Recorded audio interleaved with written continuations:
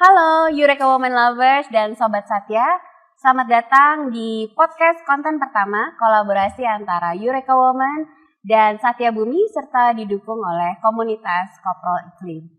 Nah, di konten perdana ini kita akan bicara tentang krisis iklim dan juga transisi energi dan peranan perempuan di dalam kedua hal tersebut. Sudah bersama saya ada Adila Isfandiari atau yang biasa dipanggil Dila. Dila ini adalah seorang Climate and Energy Campaign dari Greenpeace Indonesia. Selamat datang Mbak Dila. Selamat pagi Mbak Mirna, apa kabar? Baik, Terima kasih sudah menyempatkan diri datang di konten perdana kita ini. Ya terima kasih loh, justru aku yang terima kasih kita bisa berdiskusi. Terima kasih kepada Satya Bumi, Eureka Women dan juga teman-teman Koprol Iklim. Oke, thank you Mbak Dila. Nah, ini nih Mbak Dila, sebelumnya kita pengen tahu apa sih sebenarnya profesi Mbak Dila ini Climate dan Energy Campaign, bisa dijelaskan? Oke, nah jadi aku itu adalah Climate and Energy Campaigner atau pengkampanye iklim dan juga energi di Greenpeace Indonesia. Nah, apa sih Greenpeace Indonesia? Mungkin banyak yang belum tahu gitu ya. Jadi Greenpeace Indonesia itu adalah lembaga pengkampanye isu lingkungan dan kita bergerak di banyak sektor gitu ya. Jadi ada kita membawa isu kehutanan, isu-isu kelautan atau ocean, isu urban dan juga isu iklim dan energi. Nah, kenapa iklim ini nyambung sama energi gitu ya Mbak Mirna? Karena memang energi ini menjadi salah satu faktor yang menyumbangkan emisi gas rumah kaca paling besar. Makanya didempetin iklim dan energi. Oke, jadi memang berkaitan satu sama lain ya? Betul. Nah, sebelum kita ngobrol lebih lanjut nih tentang peranan perempuan tentunya di dalam krisis iklim dan transisi energi, saya mau bicarakan juga tentang apa yang lagi trending topik nih saat ini. Yang pertama tentunya mengenai semangka ya. Kita berbelasungkawa terhadap apa yang terjadi di Timur Tengah, khususnya jalur Gaza. Lalu juga ada Putri Marino yang filmnya sedang main baru-baru ini. Dan satu lagi tentang pemilu, tentunya kita tahu ada 3 kandidat dari capres kita. Nah, ini mungkin menarik nih buat konten podcast di masa mendatang mengenai capres dan cawapres yang tentunya peduli dengan isu lingkungan hidup. Oke, nah kita lanjut nih bertanya ke Mbak Dila. Nah, tadi kan Mbak Dila udah menjelaskan nih tentang Greenpeace maupun tentang role Mbak Dila sebagai Climate and Energy Campaign. Nah, sekarang ini apa sih yang sedang difokuskan oleh Greenpeace Indonesia? Oke, jadi sebetulnya kalau kita bicara mengenai Greenpeace Indonesia, mungkin saya agak tarik ke belakang dulu ya Mbak ya. Saya itu bergabung di Greenpeace Indonesia tahun 2017. Waktu itu kampanye pertama ketika saya bergabung itu adalah kampanye polusi udara. Jadi lagi hot-hotnya ya, apalagi di Jakarta. Itu tahun 2017. Sekarang jadi, masih aja ya? Masih ada. Nah, kita juga bingung nih. Ternyata kita kampanye dari 2017, waktu itu saya ingat sekali nama kampanyenya itu adalah Cintai Paru-Parumu. Kenapa Cintai Paru-Parumu? Iya. Karena waktu itu kita berkampanye pada saat Hari Valentine. Jadi cintai diri sendiri gitu ya, cintai paru-parumu, terus kita melihat ternyata susah untuk mencintai paru-paru gitu. Jadi ada yang namanya polusi udara di Jakarta pada saat itu yang harapan kita sih ketika kita campaign, oh mungkin 6 tahun lagi saat ini ya udah baik lah, tapi ternyata makin parah gitu ya. Nah, jadi itu sih salah satu yang kita angkat juga gitu, bagaimana polusi udara ini dan juga bagaimana kita bisa menekan sumber-sumber polusi tersebut. Salah satunya adalah pembangkit listrik tenaga batubara di sekitar Jakarta. Yang ada 16 pembangkit. Gitu. 16 ya? 16 pembangkit. Nah, PLTU. Jadi kita singkat PLTU biasanya. Nah, selain itu, selain polusi udara, karena PLTU ini sebenarnya bukan cuma masalah polusi udara aja, tetapi PLTU ini juga menyumbangkan begitu besar emisi gas rumah kaca yang nanti kita bahas bagaimana sih sebenarnya emisi gas rumah kaca ini bisa menyebabkan krisis iklim kita bertambah parah gitu. Jadi memang saat ini kita lagi mengangkat isu-isu tersebut gitu. Jadi memang masih relevan ya isu di 6 tahun lalu sampai sekarang ya, sedihnya seperti itu. Betul sekali. Oke, nah sekarang kembali lagi nih ke Mbak Dila. Kenapa sih dirimu akhirnya memutuskan menjadi seorang aktivis lingkungan hidup? Mungkin ini agak jauh ya waktunya gitu. Jadi mungkin ini bisa saya bilang dimulai dari ketika saya kuliah gitu. Jadi saya itu dulu berkuliah di jurusan planologi atau tata kota sebetulnya. Tetapi pada saat itu isu perubahan iklim dulu kita menyebutnya masih perubahan iklim karena belum terlalu terkenal sekarang gitu ya. Jadi kita boleh tuh mengambil jurusan-jurusan dari tempat kuliah lain. Walaupun tidak ada di tempat saya, jadi saya yang mengambil itu dan ternyata menarik sekali ini. Dan akhirnya pada saat saya mau melakukan tugas akhir, saya mengambil salah satu topik tersebut, tapi lebih ke salah satu dampak perubahan iklim saat itu, yaitu kenaikan muka air laut. Jadi saya pergi ke salah satu desa pesisir di Indramayu, namanya Desa Eretan Wetan, dan di situ saya melihat langsung bagaimana kenaikan muka air laut itu sangat menyulitkan masyarakat pesisir di sana. Jadi bagaimana kerugian harus mereka tanggung gitu, mereka harus meninggikan rumahnya berapa tahun sekali gitu ya, karena airnya terus masuk gitu kan. Jadi di situ saya berpikir kok nggak ada yang menyuarakan hal ini pada waktu itu gitu ya, dan ini merupakan hal yang penting loh, nggak ada yang mengangkat cerita atau suara-suara masyarakat pesisir ini. Mungkin dari situ sih saya memutuskan kayaknya kita perlu nih mengangkat cerita ini, mengangkat suara-suara mereka, dan biar mereka didengarkan. Begitu sih Mbak Mirna. Jadi akhirnya ingin berkontribusi lebih banyak terhadap isu-isu lingkungan hidup ya. Iya, lebih seperti itu. Nah, ngomongin krisis iklim ya, karena kan memang ternyata masalahnya udah dari dulu ya. Bagaimana sih pandangan seorang Gila nih tentang peranan perempuan di dalam krisis iklim ini? Oke, sebenarnya kalau ditanya bagaimana peranan perempuan gitu ya terhadap krisis iklim ini. Sebenarnya banyak banget sih peranan perempuan yang bisa kita lakukan. Jadi kalau kita lihat bahwa ketika kita mau berperan, sebetulnya banyak sekali peran yang kita bisa lakukan di setiap level aksi. Jadi level aksi itu ada bermacam-macam. Jadi contohnya yang pertama level aksi di individu. Jadi kalau kita bicara mengenai krisis iklim, level aksi di individu itu kita bisa melakukan mulai dari diri sendiri. Misalkan kita mencari tahu apa sih krisis iklim itu sebenarnya gitu kan.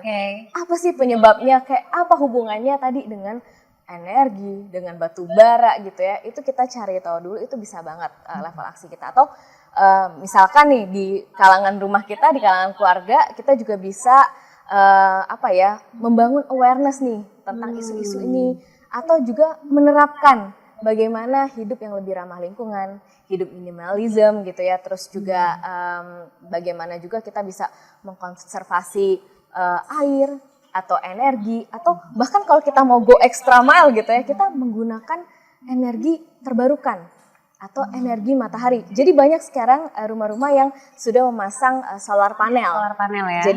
Jadi karena kalau kita bicara sebenarnya di Indonesia, kenapa penting kita menggunakan tadi solar panel? Misalkan di rumah kita atau di lingkungan rumah ibadah kita, karena udah banyak beberapa rumah ibadah gitu ya. Karena memang 88% dari listrik di Indonesia itu berasal dari pembakaran fossil fuel. 88%. Banyak ya? Banyak sekali. Jadi energi terbarukan yang tadi minim emisi, bahkan tidak ada emisi gas rumah kacanya, itu hanya mendapat porsi 12%.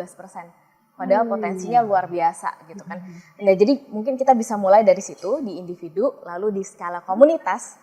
Tadi di eskalasi yang udah kita lakukan di individu, mungkin dibawa ke level pertemanan kita gitu ya. Jadi misalkan kita bisa melakukan zero waste atau mengurangi sampah kita di lingkungan pertemanan. Atau kayak bawa tumbler kemana-mana, jadi nggak usah botol plastik seperti itu ya. Iya, betul banget. Atau ya tadi misalkan kita sudah sempat bicara tadi bagaimana kita menghindari atau mengurangi fast fashion gitu. Kita mengurangi, lebih mindful ketika kita melakukan shopping gitu ya. Ya itu seperti itu di level komunitas. Tetapi yang paling penting saat ini, karena judulnya aja sekarang udah krisis iklim. Ya. Udah krisis nih kita, bukan perubahan iklim lagi. Banyak sekali bencana iklim yang sudah disebabkan gitu ya, kerugiannya banyak karena memang udah katastrofi gitu kan ya perubahan yang terjadi ini. Nah, jadi kita melihatnya krisis iklimnya seperti rumah kita itu sedang kebakaran. Jadi aksi individu itu belum cukup. Ibaratnya kita hanya menyiramkan seember air ke rumah yang kebakaran itu nggak akan padam apinya. Jadi kita butuh aksi kolektif bersama-sama untuk apalagi perempuan nih, kita yang paling rentan terhadap risiko krisis iklim tersebut. Jadi kita harus bersuara paling lantang nih, kita harus menyuarakan dan juga mendorong nih pemerintah untuk ayo kita aksi iklim. Kenapa? Karena tadi kita hidup di sistem atau pemerintahan yang berpikir kalau lingkungan itu nomor 2. Bisa kita lihat bahwa misalkan di Jakarta, polusinya udah parah. Ada 16 PLTU atau pembangkit listrik batu bara. Tetapi pemerintah masih mau menambah lagi PLTU yang baru. Jadi memang lingkungan ini atau mungkin ya keamanan masyarakatnya masih nomor 2 dibandingkan ekonomi mungkin gitu kan. Jadi itu yang perlu kita suarakan bahwa oke, kita sekarang sudah krisis, perempuan itu yang paling rentan terhadap krisis iklim ini dan ayo kita bersuara lebih lantang karena kita butuh suara perempuan dan butuh leadership perempuan dalam hal krisis iklim ini. Ngomongin leadership perempuan, saya jadi ingat film Erin Brockovich ya, di mana dia waktu itu juga menyuarakan gitu ya tentang isu lingkungan hidup ya di sekitar dia tinggal. Betul. Nah, kalau tadi kan Mbak Dila bilang bahwa perempuan itu sebenarnya adalah yang paling rentan. Mungkin dia juga karena sebagai kepala rumah tangga ya. Dampak krisis iklim apa sih yang paling mempengaruhi perempuan sebenarnya? Kalau menurut kacamata dirimu? Oke, nah kalau kita bicara seberapa rentan gitu ya perempuan, mungkin kita bicara mengenai dampak krisis iklimnya dulu nih. Jadi sebetulnya krisis iklim ini kan menyebabkan panasnya bertambah gitu. Jadi kita sering menyebutnya adalah global warming atau pemanasan global. Dengan adanya panas matahari yang terperangkap di bumi ini gitu, itu menyebabkan siklus hidrometeorologi kita itu kacau. Nah, itulah yang menyebabkan juga banyak sekali bencana-bencana hidrometeorologi yang datang gitu. Jadi menurut BNPB itu bencana hidrometeorologi seperti banjir, kekeringan, kebakaran hutan, siklon tropis itu meningkat selama 40 tahun terakhir di Indonesia. Oke, sama ini kalau yang paling dirasakan sih sekarang, kalau dulu kan ketahuan ya musim kemarau kapan, musim hujan kapan, pokoknya kalau ber itu musim hujan. Tapi sekarang bisa kebalikannya, ber itu malah masih tetap musim kemarau gitu. Iya. Jadi itu ya salah satu dampaknya ya. Iya, itu betul banget dan itu memang benar-benar berdampak sama tadi petani-petani perempuan gitu. Jadi tadi ketika bencana hidrometeorologi tersebut datang gitu ya, sebenarnya bencana hidrometeorologi udah ada gitu kan, pada alamiahnya udah ada, tetapi dengan adanya krisis iklim, intensitas dan frekuensinya itu bertambah. Jadi banjir yang makin sering, jadi kekeringan juga makin sering. Jadi bayangin aja di tahun 2023 ini kita sudah mengalami 3.300 bencana. Wow. Dan lebih dari 90%-nya adalah bencana hidrometeorologi tadi. Oke. Jadi itu yang terjadi sekarang. Dan kalau kita sambungkan lagi tadi ke pertanyaan Mbak Mirna, seberapa rentan sih perempuan Indonesia? Sangat rentan terutama ketika terjadi bencana.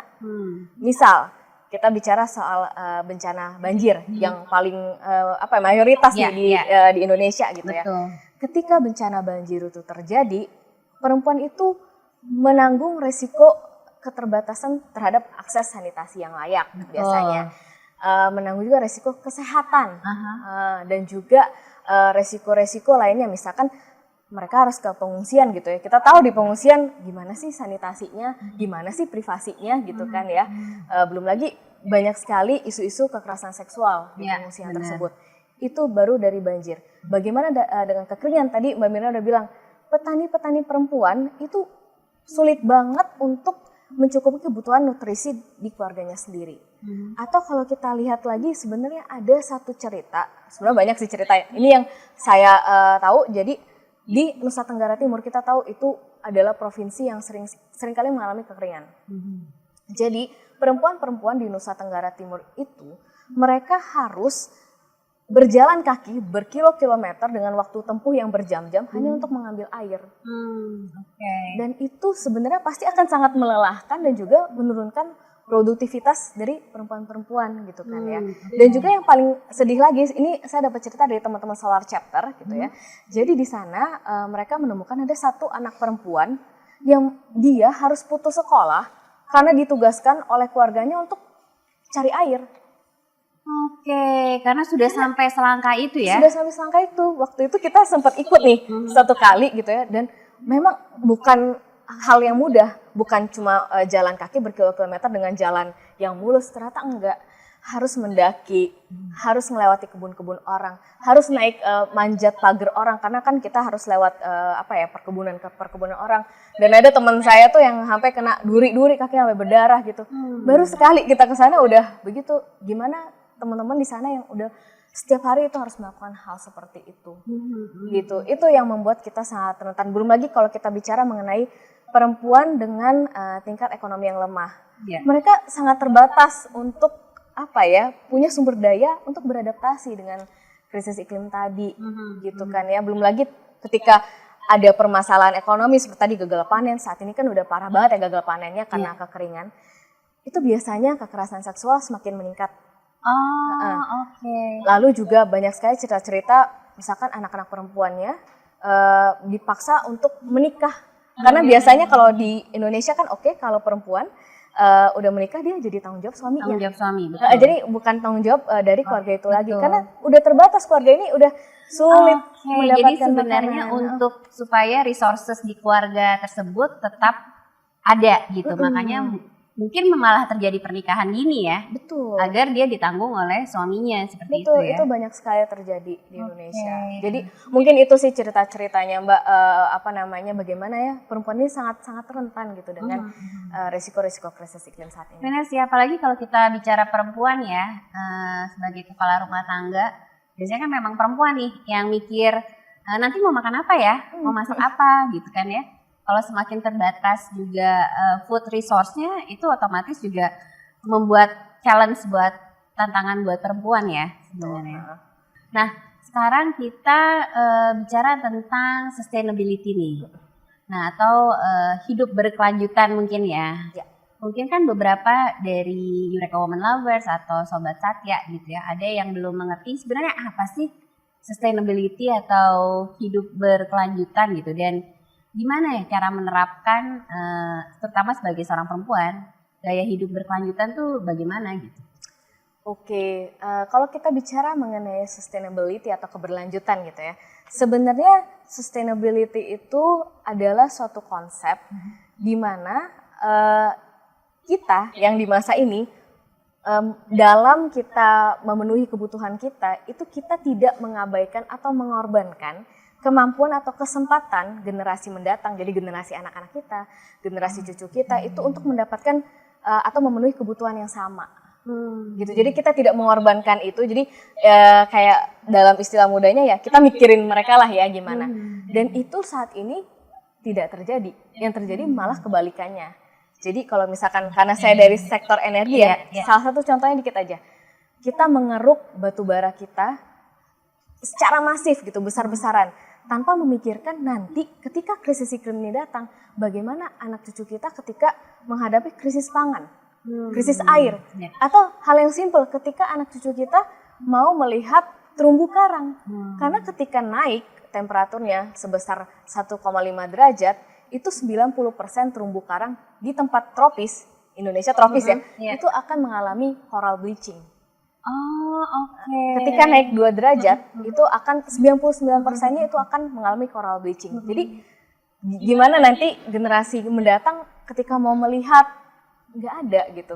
Karena krisis iklim udah parah. Saat ini kita sudah sampai pada kenaikan temperatur 1,1 derajat Celcius. Jadi untuk 1,5 tinggal sedikit lagi ya. Sangat mengerikan ya. Iya, jadi dengan perubahan iklim yang sebegitu kecilnya sebenarnya bisa terjadi perubahan yang besar di lingkungan hidup, dan termasuk bisa pengaruh ke anak cucu kita. Mungkin itu tadi ya, kembali ke resource ya, akan anak cucu kita akan semakin terbatas begitu ya. Betul resource-nya, pendidikan ya. Gitu sih Mbak Mara. Tapi tadi ada pertanyaan lagi, itu sustainability. Jadi gimana sih cara kita untuk lebih sustainable gitu ya? Apa yang harus dilakukan nih? Apa yang harus dilakukan sehari-hari gitu ya? Sehari-hari. Sehari-hari sebenarnya banyak banget. Tadi kita udah bicara bagaimana di individu gitu ya, kita melakukan konsep sustainable tersebut gitu. Misalkan tadi di rumah kita bisa menerapkan gaya hidup yang konservasi energi gitu ya, menggunakan energi lebih hemat atau menggunakan transportasi umum gitu ya. Tetapi tetap ada tantangannya nih Mbak Mirna. Misal ya, ketika kita mau naik transportasi umum Ya, di benar. Jakarta misalkan, Benar. karena saya taunya di Jakarta, ternyata transportasi umum kita belum integrated nih, Benar. ya kan? Ya. Belum andal nih, Ya. andal dalam artian apakah kita bisa sampai tepat waktu? Kadang-kadang kan tiba-tiba waktu tempuh kita jadi lebih lama. panjang. Ya, betul. Jadi itu di situ kita bisa melihat bahwa ini belum terlalu didukung nih sama pemerintah. Ketika kita disuruh pindah ke transportasi umum, belum memadai, belum andal gitu ya. Oke, yang kedua misalkan biasanya ibu-ibu, oke kita pasang aja nih solar panel. Ya. Kenapa? Karena sebenarnya itu bisa menghemat tagihan listrik kita. Ini menarik nih buat ibu-ibu kan, karena itu gratis kan, maksudnya Resource-nya energinya udah ada. Iya, udah matahari kan. Jadi udah banyak sekali juga platform-platform yang memberikan kredit untuk kita pasang panel surya tersebut. Tapi ketika kita melihat bagaimana sih peraturan dari pemerintah atau PLN untuk kita pasang ini, ternyata dibatasi. Kita cuma bisa pasang 10-15% dari kapasitas listrik yang terpasang di rumah kita. Jadi kecil banget gitu. Jadi itu sih yang sebenarnya ada tantangan-tantangannya ketika kita mau menerapkan sustainable living tersebut. Atau mungkin sesimpel tadi ya, sebenarnya kita mana-mana bawa tumbler atau tidak, kalau di restoran kita tidak minum dari sedotan plastik seperti itu ya. Itu juga bisa sekali sih. Atau kalau ke belanja di abang-abang kaki lima kita bawa peralatan kotak makan sendiri gitu ya, jadi nggak pakai, karena kan beberapa kalau abang-abang tuh biasanya ada plastik lah, pakai styrofoam lah gitu ya. Iya. Untuk mencegahnya kita bisa bawa peralatan makan sendiri ya. Iya, itu bisa sekali juga Mbak Mirna. Jadi dari kebiasaan kita dulu ya, gitu. Small steps for a bigger impact ya. Iya betul, tidak ada aksi yang kecil, yang penting kita mulai aksi tersebut. Oke, menarik. Jadi sebenarnya nggak harus kalau kita ngomong sustainability nggak usah yang besar ya, bisa dari langkah hidup sehari-hari. Iya. Nah, kalau hubungannya nih antara fenomena krisis iklim dengan gaya hidup berkelanjutan bagaimana? Apakah bila kita semua nih secara kolektif tadi ya menerapkan gaya hidup berkelanjutan itu bisa sangat membantu terjadinya krisis iklim yang lebih parah atau bagaimana? Oke, sebetulnya kalau kita bicara mengenai gaya hidup sustainable seperti tadi ya, misalkan lebih mengurangi produksi sampah ya kan, ketika kita pakai tumbler atau membawa kotak makanan sendiri, atau tadi ketika kita lebih mindful gitu ya ketika belanja, sebenarnya itu salah satu aksi-aksi dari mitigasi krisis iklim. Jadi bagaimana kita mengurangi emisi, karena untuk memproduksi barang-barang kita kan pasti kita membutuhkan industri. Industri itu pakai apa? Pakai fossil fuel juga untuk pembakaran energinya gitu kan ya. Sebenarnya itu salah satu dari mitigasi tadi gitu ya. Tetapi tadi kalau kita misalkan ditanya apakah cukup gitu ya. Nah, kita harus melihat nih sebenarnya, kita tarik lagi apa sih yang menyebabkan krisis iklim ini? Nah, di situ kita bisa lihat nih grafiknya gitu ya. Kita bisa lihat bagaimana ketika ternyata 75% dari emisi gas rumah kaca itu berasal dari sektor energi. 75%. Karena kita menggunakan banyak sekali fossil fuel tersebut di saat sejak kita mengalami revolusi industri. Jadi kita menemukan mesin uap, kita menggunakan itu gitu ya. Dan mungkin itu tanpa kita sadari ya sebenarnya. Ya, betul. Karena kan kadang-kadang kita nggak bisa tahu nih bahwa listrik rumah kita tuh berasal dari PLTU, apakah dari PLTA, seperti itu kan. Jadi secara nggak sadar ternyata itu ternyata dari kayak tadi kan. Saya juga baru tahu ternyata kayak Jakarta nih dikepung oleh 16 PLTU kan. Nah kita kan nggak sadar ya nyalain listrik, ternyata menyebabkan emisi karbon paling besar gitu ya. Iya itu sih sebetulnya. Jadi kalau kita bicara lagi ternyata 75% ya Mbak dari sektor energi. Kita lihat lagi sektor waste atau pembuangan berapa persen nih? Ternyata cuma 3,2%. Jadi ketika kita melakukan, ya? Iya, sebenarnya penting sekali aksi individu ini, penting, tetapi untuk situasi krisis kita perlu melakukan yang lebih besar lagi. Jadi bagaimana kita ya sebenarnya ini lebih ke mendorong pemerintah sih untuk lebih bagaimana sih pengaturan agar kita bisa lebih tidak rely ke energi fosil tadi. Karena memang statusnya sekarang udah krisis iklim ya. Betul sekali. Maka memang langkah-langkahnya memang juga harus yang terukur dan cepat ya. Ya, yang cepat sekali gitu. Oke, menarik. Nah, berarti tantangannya nih selain tadi ya, sebenarnya kita berhadapan juga dengan regulasi pemerintah dan kondisi yang memang sekarang ada ya, tadi termasuk banyaknya ternyata energi dari PLTU gitu ya, dari berbahan berdasar fosil. Nah, tantangan lainnya apa nih yang sebenarnya ada untuk kita bisa meminimalisir lah perubahan tadi iklim tersebut? Oke, sebenarnya kalau kita bicara tantangan, kalau kita mau melakukan aksi individu, pasti tantangannya adalah di diri kita sendiri. Ya, bagaimana kita memulai aksi tersebut gitu ya. Misalkan bagaimana kita mulai membiasakan membawa tumbler, atau bagaimana kita membiasakan untuk lebih bijak dalam memilih produk-produk yang akan kita gunakan, atau bagaimana sebenarnya kita lebih memilih bahan-bahan makanan yang local base gitu ya. Karena kadang-kadang sekarang kita suka milih buah yang impor aja, tapi ternyata buah impor tersebut carbon footprint-nya begitu besar gitu kan, karena harus didatangkan.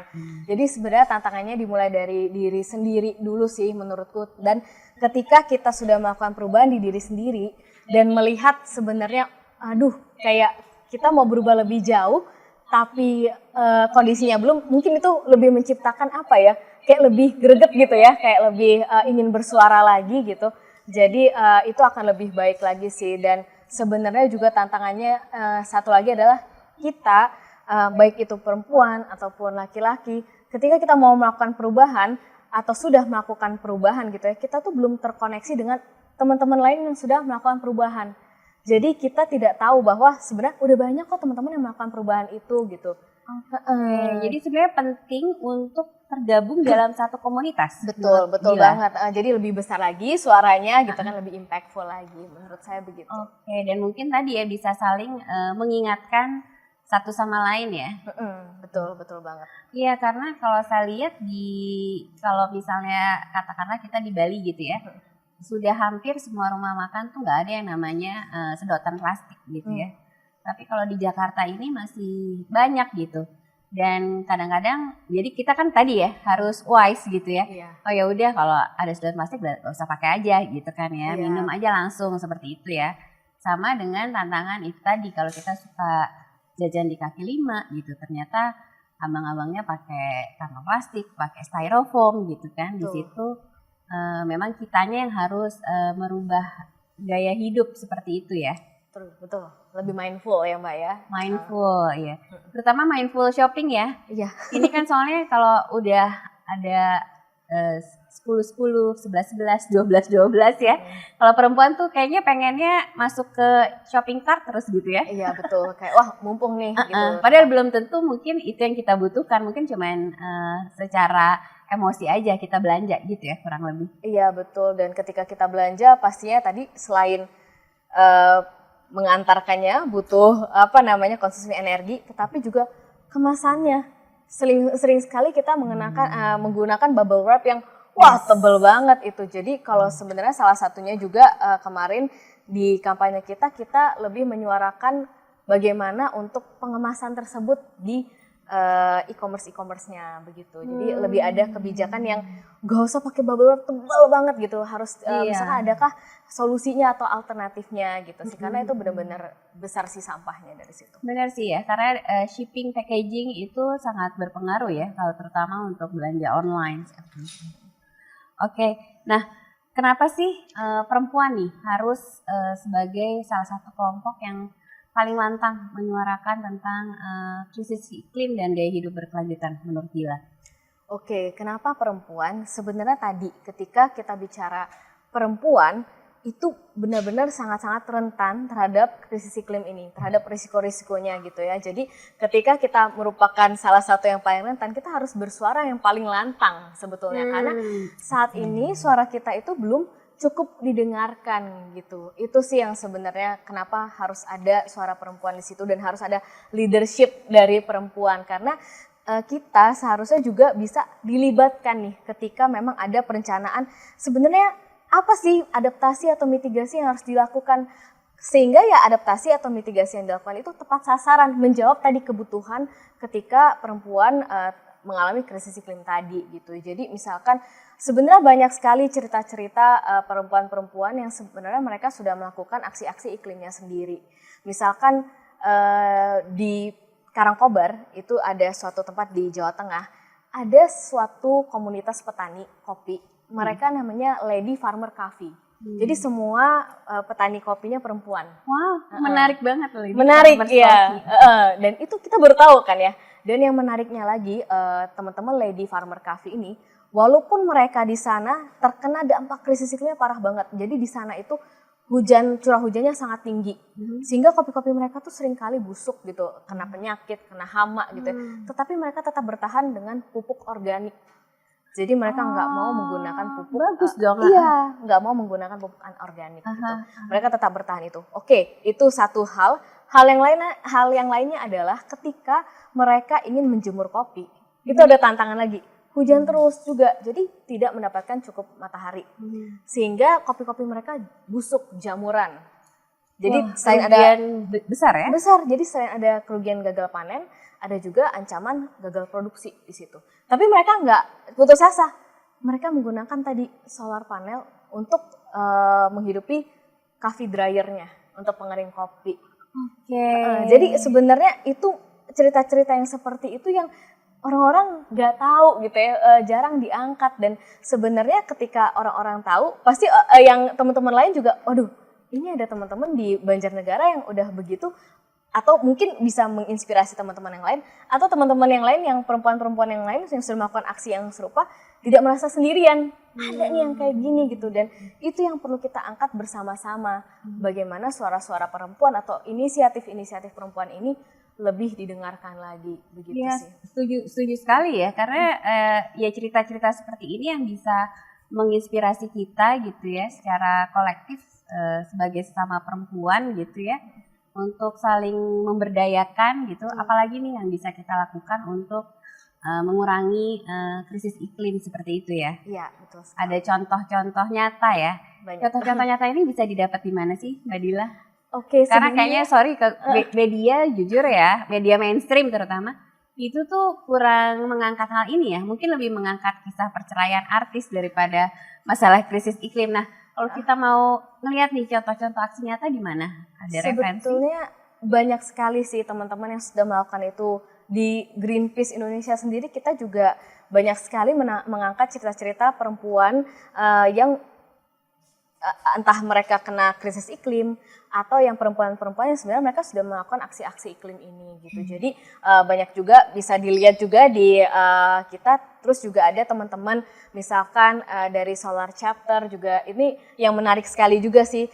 Solar Chapter ini mereka seringkali bekerja di Nusa Tenggara Timur, tempat tadi yang banyak sekali bencana kekeringan terjadi di sana, dan mereka juga menggunakan energi matahari untuk menyalakan pompa air dan mengalirkan air ke rumah-rumahnya. Begitu sih. Jadi itu juga sebenarnya kisah-kisah inspiratif juga gitu ya. Dan teman-teman Solar Chapter itu mereka masih kuliah. Wow. Teman-teman, iya. Jadi waktu itu salah satu foundernya itu adalah Mustika, Kak Mustika. Dia masih kuliah ketika dia ke Nusa Tenggara Timur, dan tadi kisahnya adalah dia bertemu seorang anak perempuan yang terpaksa putus sekolah. Jadi dari situ dia kayaknya masalah airnya sangat penting, dan bagaimana karena listrik di sana masih terbatas gitu kan ya. Jadi salah satu menggunakan energi matahari. Tapi memang sih ya, kalau kita lihat, kita amati tuh Gen Z ya, mereka lebih peduli terhadap isu-isu lingkungan hidup dan isu-isu sosial. Dan mereka tuh bisa memilih misalnya satu brand atau jenama karena memang nilai-nilai sosial yang ada di brand atau jenama tersebut. Terutama misalnya isu lingkungan hidup gitu ya. Jadi mereka sangat hati-hati gitu untuk memilih atau satu brand untuk menjadi bagian dari gaya hidupnya ya. Iya, betul sekali. Dan Gen Z ini kan ternyata teknologi savvy gitu ya. Mereka sangat kenal dengan teknologi ini, dan itu juga merupakan salah satu platform ketika kita ingin menaikkan suara-suara kita gitu. Kita ingin memperkenalkan tadi inisiatif-inisiatif gitu. Jadi sesimpel posting di sosial media ya. Iya, betul sekali, dan itu sebenarnya lebih cepat menangkap apa ya, keramaian di publik gitu untuk diperbincangkan. Betul, lebih cepat viral ya. Betul. Oke, iya. Kadang-kadang kita mikir suka kejauhan ya. Ternyata dari cuman posting-posting aja harian kita bisa menggerakkan dan menginspirasi untuk gaya hidup berkelanjutan, kurang lebih seperti itu. Betul sekali. Oke, nah sebelum kita tutup nih, dari Mbak Dila ada nggak tips atau pesan-pesan ke Eureka Woman Lovers dan Sobat Satya gitu agar kita sama-sama bisa lebih berperan mencegah krisis iklim ini terjadi lebih parah dan menerapkan gaya hidup berkelanjutan? Oke, jadi kalau dari saya sih sebetulnya kita sebenarnya, terutama perempuan ya, kita sebenarnya adalah kaum yang paling rentan terhadap resiko krisis iklim. Jadi suara kita harus paling lantang dalam menyuarakan hal ini gitu, dan juga sebetulnya bagaimana agar suara kita didengarkan dan kita juga dilibatkan dalam misalkan aksi iklim, mitigasi dan juga adaptasi gitu, karena supaya tadi aksi-aksi yang tadinya diciptakan oleh pemerintah ataupun pihak lain itu lebih tepat sasaran dan menjawab kebutuhan perempuan. Dan udah saatnya juga suara kita ini semakin besar, jadi jangan takut sendirian, banyak teman-teman di luar sana yang sudah memulai gitu ya. Aksi sekecil apapun itu benar-benar berarti, dan juga kita harus memberitahukan kepada pemerintah untuk berhenti basa-basi untuk bumi gitu. Jadi mulailah aksi nyata sekarang, karena sudah banyak perempuan terutama ya yang sudah melakukan aksi iklim yang nyata, begitu sih. Oh, berarti pentingnya perempuan ada di berbagai posisi pemegang kebijakan ya, Itu baik juga di pemerintah maupun jadi wakil rakyat gitu ya, ya. di media ya. Jadi memang perempuan-perempuan ini bisa jadi agen perubahan ya Betul di sekali. role-nya masing-masing, asal secara kolektif memang menyuarakan tentang krisis iklim ya. Iya, betul sekali. Dan gaya hidup berkelanjutan. Wow, ini dalam tapi bisa kita lakukan sehari-hari ya. Betul sekali. Oke. Nah, terima kasih Mbak Dila Terima kasih, atas Mbak Mirna. waktunya. Nah, Eureka Woman Lovers dan Sobat Satya, itu tadi bincang-bincang kita di konten podcast pertama ini. Jangan lupa untuk subscribe dan like serta bunyikan lonceng di channel YouTube Eureka Woman dan Satya Bumi. Kita jumpa lagi di Sustainable Future Talks berikutnya. Bye.